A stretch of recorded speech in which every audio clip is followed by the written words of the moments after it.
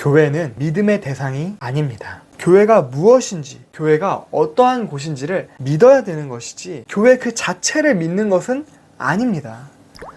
성령이 역사하시는 교회의 특징은 교통입니다. 성령께서 교통하게 하시는 역사로 교회는 서로 교통하게 됩니다. 교통이란 말은 무엇일까요?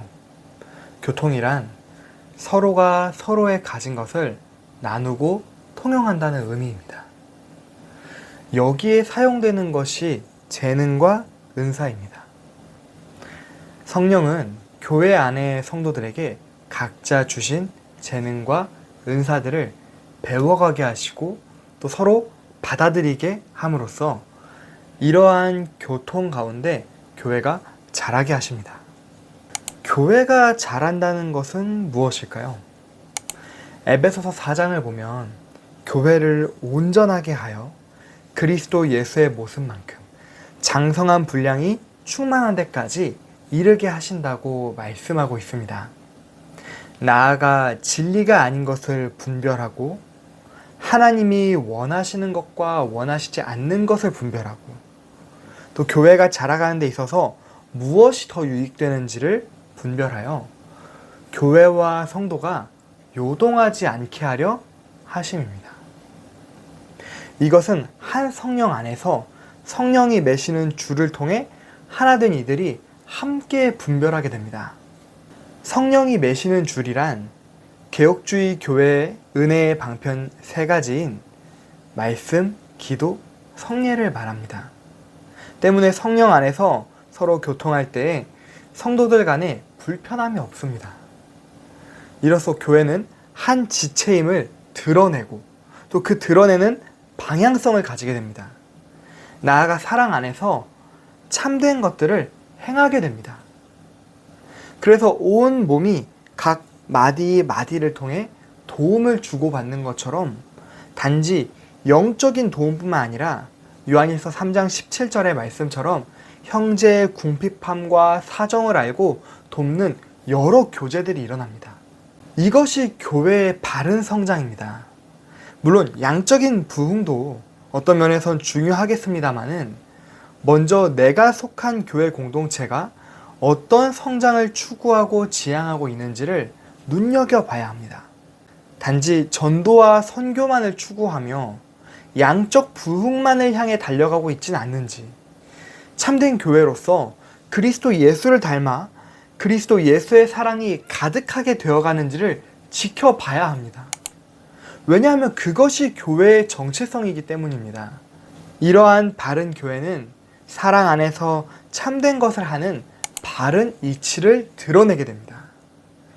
여기서 반드시 기억해야 될 것은요, 교회 그 자체가 믿음의 대상은 아니라는 것입니다. 무슨 말이냐?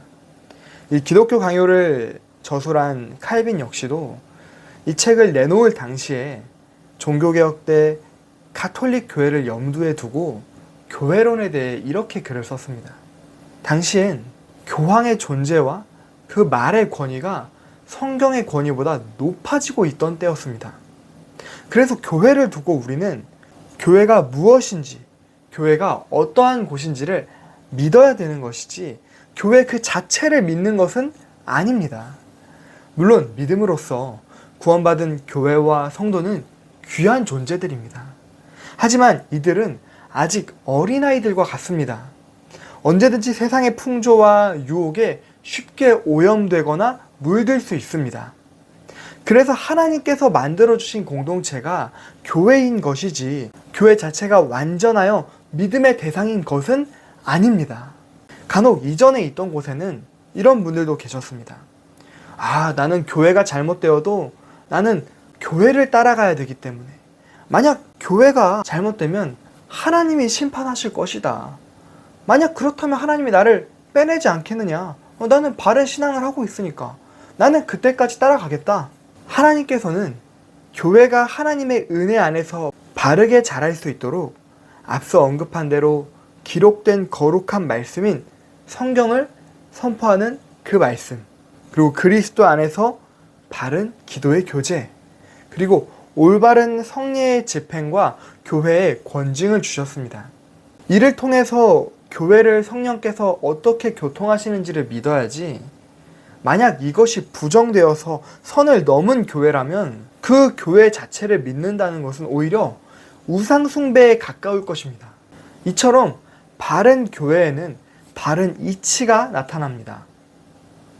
구원받은 성도는 하나님께서 구원하시기로 창세 전에 미리 예정하신 사람들이며, 그 말은 즉 교회 또한 그러하다는 것입니다. 그렇다면 교회 또한 창세 전에 하나님께서 선택하신 공동체라는 것이죠. 그래서 모든 우주 만물이 창조되기 이전에 있던 이치, 섭리, 진리를 알려면 교회, 바른 교회를 보면 됩니다. 바른 교회는 그리스도 예수 안에 있는 그 사랑 안에서 참된 것을 나타내고 드러냅니다. 이처럼 교회는 하나님께서 창세 전에 부르시는 부르심을 받은 자들, 곧 에클레시아라고 하죠. 어디로부터 부르셨습니까? 죄된 세상으로부터 하나님의 나라로 그리스도 예수 안에서 부르심을 받은 이들입니다.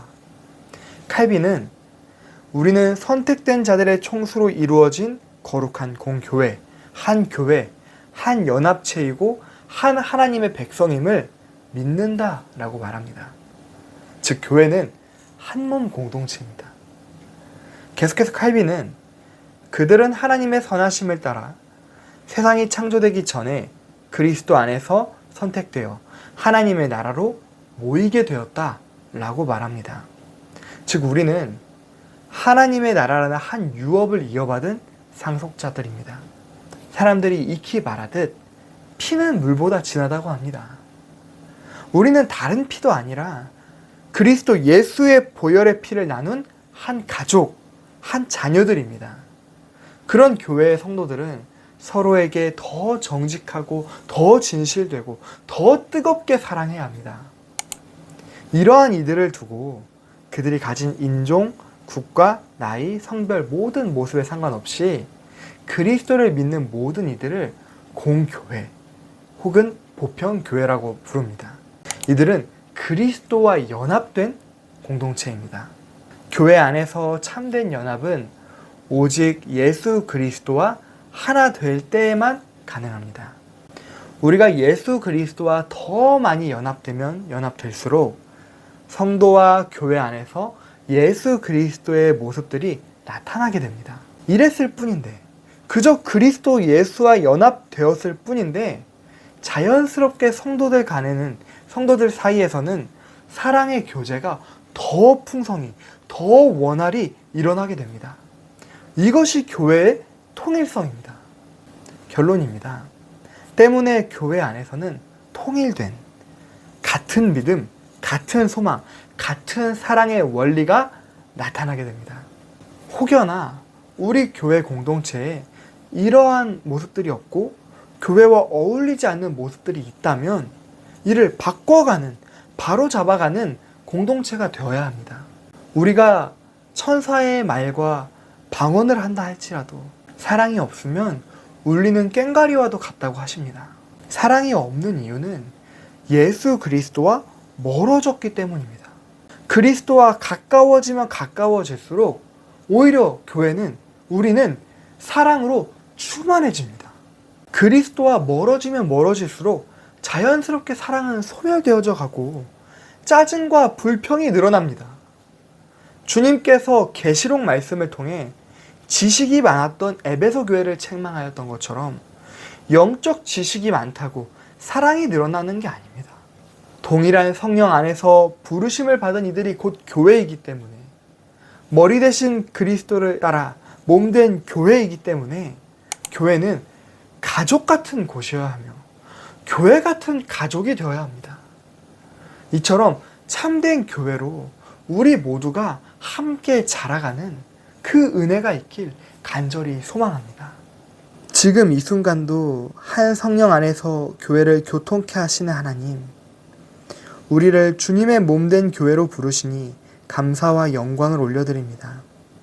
우리가 주님의 몸된 교회로서 그리스도의 장성한 분량에 자라며 온전하며 사랑 안에서 참된 것을 행하며 나누며 하나님의 나라를 세워가야 할진데 여전히 세상의 풍조와 온갖 유혹에 쉽게 넘어지지는 않는지 되돌아봅니다. 오직 성령의 하나 되게 하는 매는 줄로서 참된 교회로 우리가 자라갈 수 있도록 이끌어 주시고 눈에 보이는 양적인 부흥만 외치는 것이 아닌 가족 같은 교회, 교회 같은 가족이 되도록 선하신 주님을 닮아 더욱 하나 되게 힘써 도와주시옵소서. 특별히 현재 신앙생활에 방황을 겪고 있는 형제 자매들이 있다면 경건의 어머니인 교회 안에서 성령의 이끄심을 따라 신앙이 잘 자랄 수 있도록 주님 붙들어 주시옵소서. 감사드리며 우리를 창세전에 택하셔서 교회로 부르시고 다스리시는 우리 구주 예수 그리스도의 이름으로 기도드립니다. 아멘.